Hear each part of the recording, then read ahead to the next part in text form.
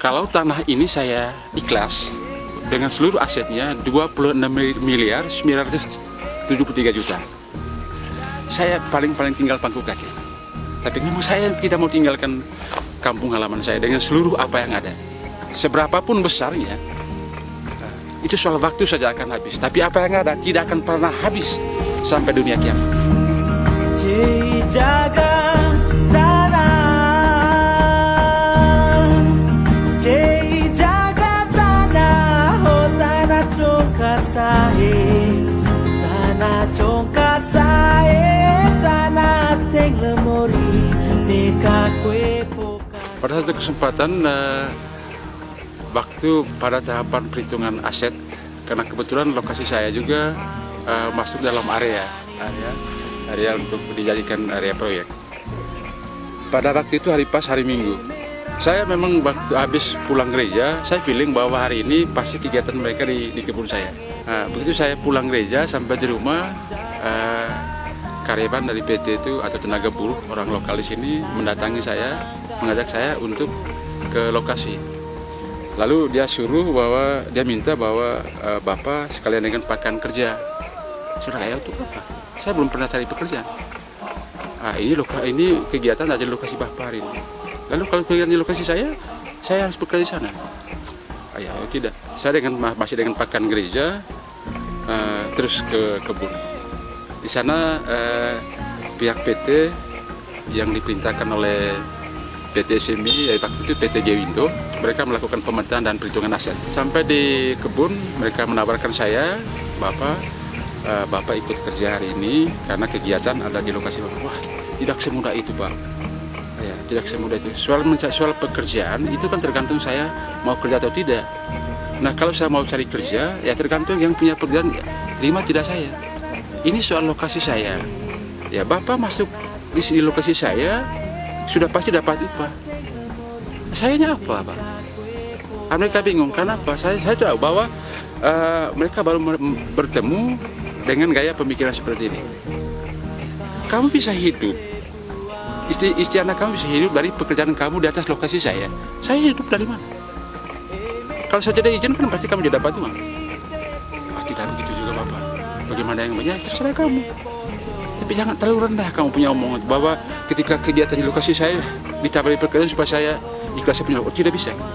Ya, kita bicara dulu masuk lokasinya berapa. Mereka malah tambah bingung. Karena apa? Mereka belum pernah bertemu dengan cara pemikiran seperti ini. Akhirnya ada dua teman orang lokal, kebetulan ada kerjasama dengan mereka, buruh. Mereka menawarkan untuk secara budaya, mereka menggunakan uang Rp100.000, meminta izin untuk masuk di lokasi saya.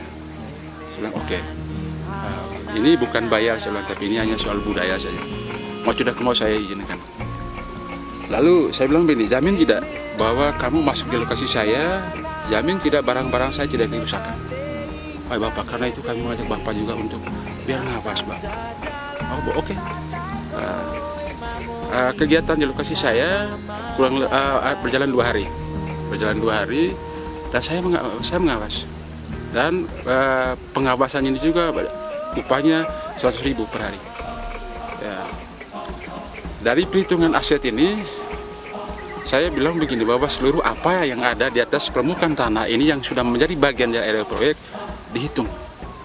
Pihak PT bilang, ya hitung saja yang besar-besarnya, Bapak. Aku tidak bisa. Hitung semua, termasuk di bawah ini, di bawah rumput ini ada tanaman-tanaman obat. Ya, jadi tanaman obat. Saya setelah hitung tanaman besar, vanili, ada kemiri, ada kopi, ada advokat, ada kakao, ada siri, ada jeruk. Setelah dihitung semua itu, Bapak sudah selesai apa belum? Ini pekerjaan kita di sini memakan waktu bisa 1 minggu, karena nanti di bawah rumput ini kita buka-buka, karena masih ada tanaman kecil di bawah ini.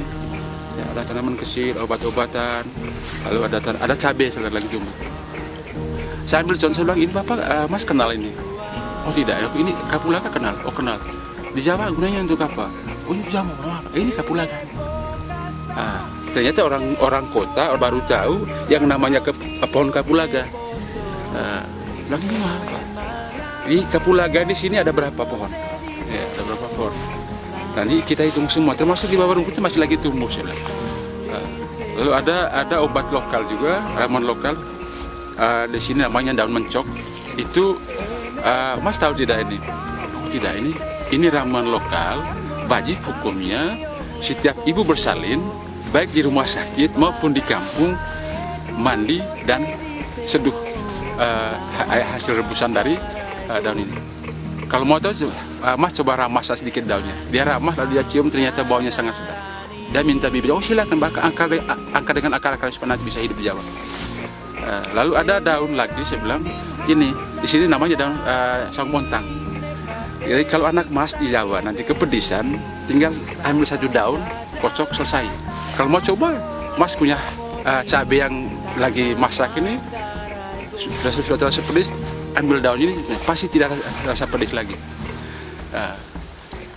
Nah, artinya saya bilang begini, masih banyak yang kita akan perhitungkan di sini, kurang lebih lagi 3 hari ke depan. Oh iya Bapak, mungkin nanti kita akan apa? Dia bilang, Bapak akan hitung, nanti tinggal Bapak akan kirim. Baik, sudah, saya bilang. Lalu yang berikut saya bilang begini, ini ada satu pohon kemiri, ini sudah pas di garis batas area proyek, saya bilang. Nah ini kan tidak dihitung, sementara dia punya cabang, produksinya sudah ada di area proyek. Itu kan hak saya kan, ketika tanahnya saya lepas, berarti hak saya kan sudah tidak ada. Paling tidak kan ini kan ada pagar tembok, saya bilang. Nah bagaimana saya bisa mengambil hasilnya? Sementara tadi ini tidak dihitung. Oh nanti dihitung kemudian. Baik, sudah, saya bilang. Kamu tahu tidak cara menghitung hasil kemiri itu bagaimana? Paling kan papa buahnya. Oh tidak. Sekarang ini yang lagi rame ini jamurnya, Pak. Wah bagaimana lagi itu, Pak? Nanti tolong informasikan. Itu kan bukan kewenangan kamu, saya bilang. Nanti ini kan kewenangan dari PT SMI. Tolong sampaikan bahwa nanti perhitungan hasil kemiri itu bukan cuma buah, termasuk jamurnya. Ya. Dari jamur ini saya bilang cara perhitungannya, area kemiri itu diukur. Nah, bahwa dikali meter persegi, perkiraan hasil 1 meter persegi itu berapa? Lalu umur produksinya, selama sisa-sisa pelapukan itu masih ada di permukaan tanah itu, bahwa hitung saja, masih ada kemungkinan jamur itu tumbuh. Saya pikir, saya mungkin tidak hitung buahnya, jamur yang mahal sekarang. Ya Bapak, nanti akan sampaikan. Oh ya, jangan lupa. Lalu saya bilang begini, tanah ini kan belum saya lepas, saya bilang. Nanti kan ada perlindungan tahap berikutnya, bahwa ketika cocok harga, maka saya akan kasih. Ketika tidak kan saya tidak ini. Lalu finalnya nanti soal dealnya kan belum ada waktunya. Karena sebelah saya belum berhenti kegiatan di sini. Di lokasi ini akan ditanami lagi 1000 pohon vanili. Lalu itu nanti kamu akan buat di catatan apa? Oke Pak. Dan memang ketika lembaran daftar aset itu ada, saya lihat bahwa di bawah itu bahwa 1000 pohon vanili akan ditanami di lokasi ini. Kenapa saya tidak begitu mudah menerima mereka punya kegiatan? Sebenarnya dalam hati kecil saya tidak mau harta milik saya dirusakkan. Karena saya sudah hitung bahwa kalau tanah ini saya ikhlas, dari jumlah aset itu kurang lebih dari sekian jenis tanaman itu, tanah itu dengan seluruh asetnya 26.973 juta. Ya. Sebenarnya saya dari logika bahwa harga seperti ini belum ada di sini. Tapi sebenarnya ini cara saya. Ketika pada waktu itu mungkin saya sendirian, saya tidak ikhlas sebenarnya. Saya tidak ikhlas bahwa kegiatan proyek ini ada di sini, karena apa? Apa yang ada akan dirusakkan.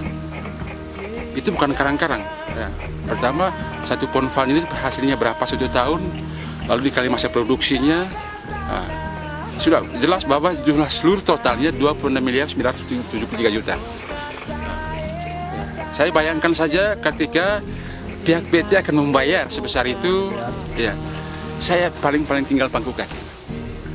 Sebagian saya belanjakan beli mobil, bikin buat rumah, lalu sebagian saya deposito kan, coba paling saya pangku kaki Pak. Tapi memang saya tidak mau tinggalkan kampung halaman saya dengan seluruh apa yang ada. Karena apa? Uang itu akan habis. Seberapapun besarnya, itu soal waktu saja akan habis. Tapi apa yang ada tidak akan pernah habis sampai dunia kiamat. kalau Tuhan mau lenyapkan bumi ini baru habis. Ya. Bukan cuma untuk saya, termasuk anak cucu saya. Tidak akan pernah habis. Ya. Tidak akan pernah habis. Itu saya bagikan kepada teman-teman. Jangan sampai kita konyol. Kenapa? Apa yang ada ini ketika tidak diusahakan, tidak akan pernah habis.